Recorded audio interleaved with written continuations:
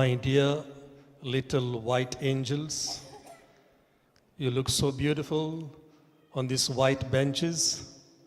And I think your parents look still greater, better than you, because along with you, they are also joyful to participate in this beautiful ceremony.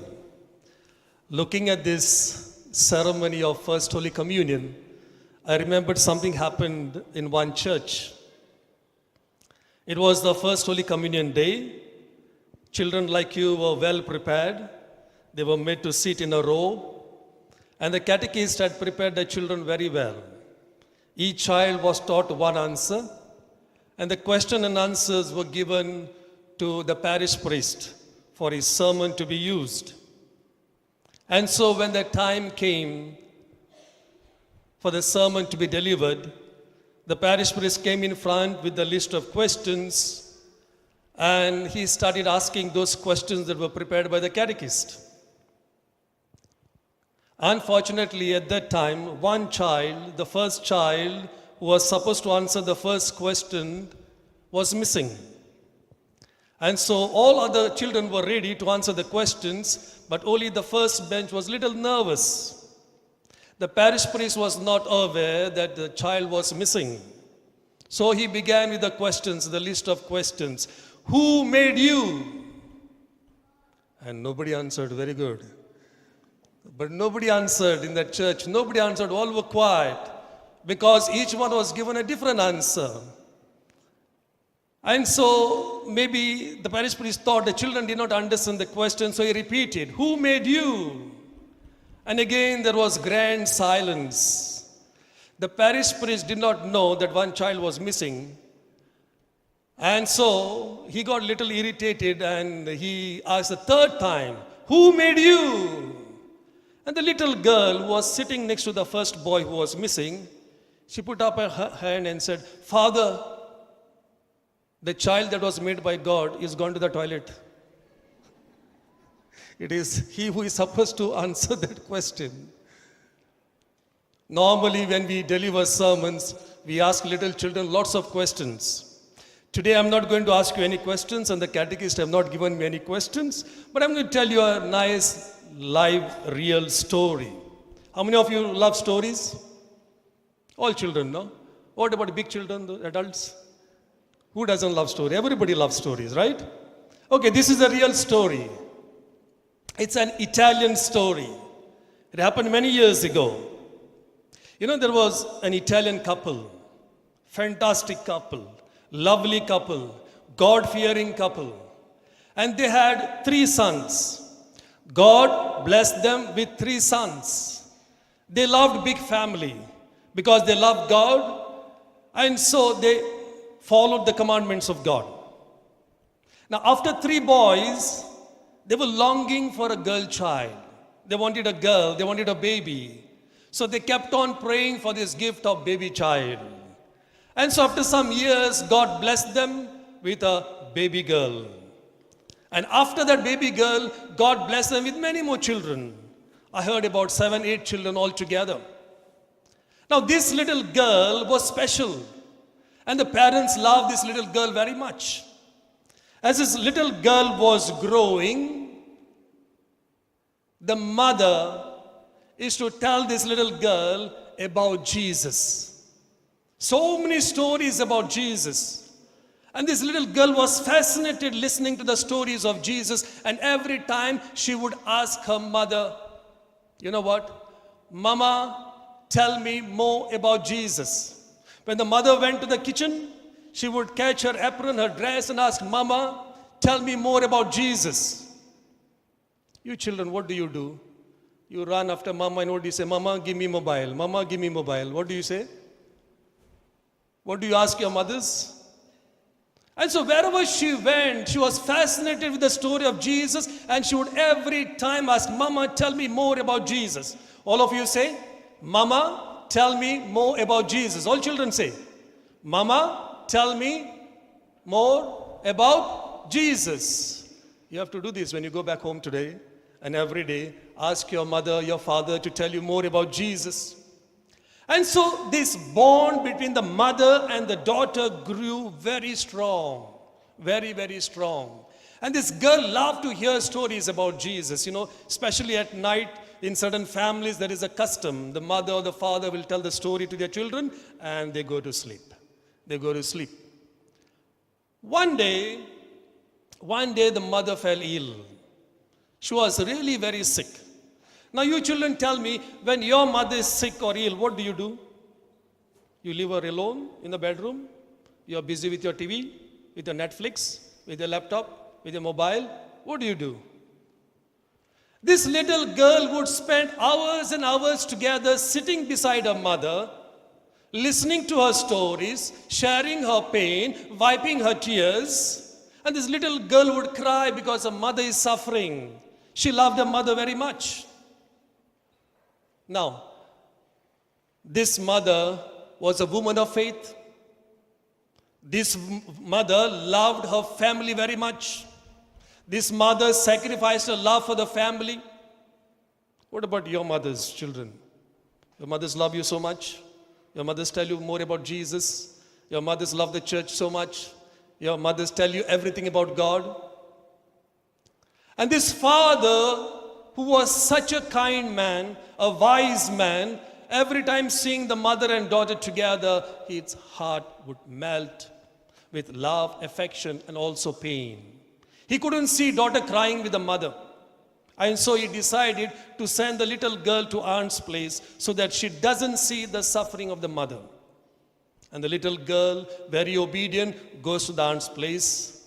Meanwhile, this side, mother passes away. And when the little girl comes back home, she cries so much, missing her mother. Again, father is heartbroken. Such a loving father. He understands the pain of the children. And so he decides to make her happy, sends her to the convent school. Now this little girl is in the convent and she's so excited. All the nuns love her. All the teachers in the school love her. When she goes to the church also, people love her. Why? Because this girl was extremely kind to others and also very, very prayerful. She never missed her prayers and everybody saw. Now in the convent, as she was growing, she was about 8-9 years old. And with the nuns every day she would go for mass and she would see everyone participating in the mass and receiving Jesus on the tongue. And she had such a burning desire in her heart to receive Jesus. But she was only 9.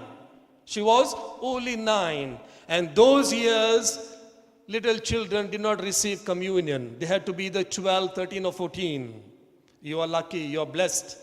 The age is reduced now and you can receive Jesus. But she desired Jesus so much, she went on telling the nuns, I want Jesus, give me Jesus, give me Jesus. She went to the parish priest and harassed the parish priest, I want Jesus, please give me First Holy Communion. And the parish priest relented, seeing this girl so fervent, wanting to have Jesus. He goes and tells her father. The father also is happy. And now this girl who is home, when the parish priest agrees, you know what she did? Now tonight you're having the First Holy Communion.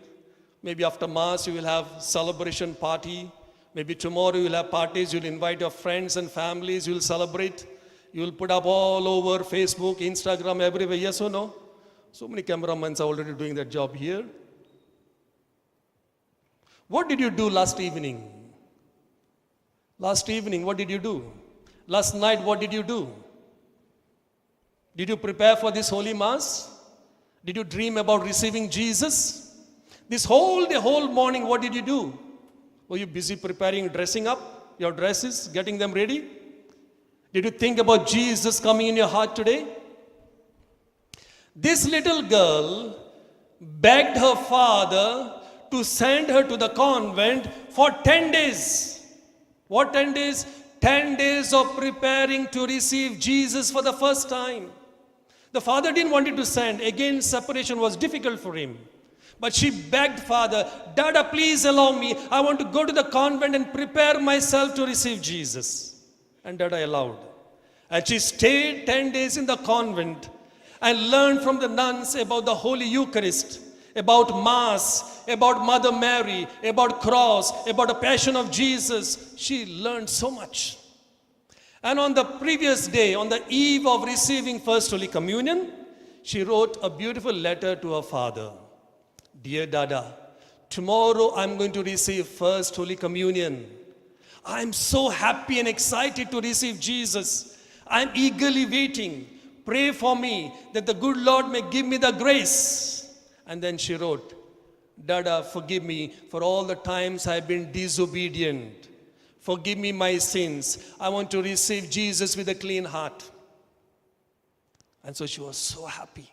And next day, when she received Jesus, now after Mass, what are you going to do? What is your plan after Mass? What is your plan? Do you have a plan? Yeah? Did you think about it? How you're going to celebrate that moment after Jesus coming in your heart? This girl, after the Mass, she spent her time in recollection.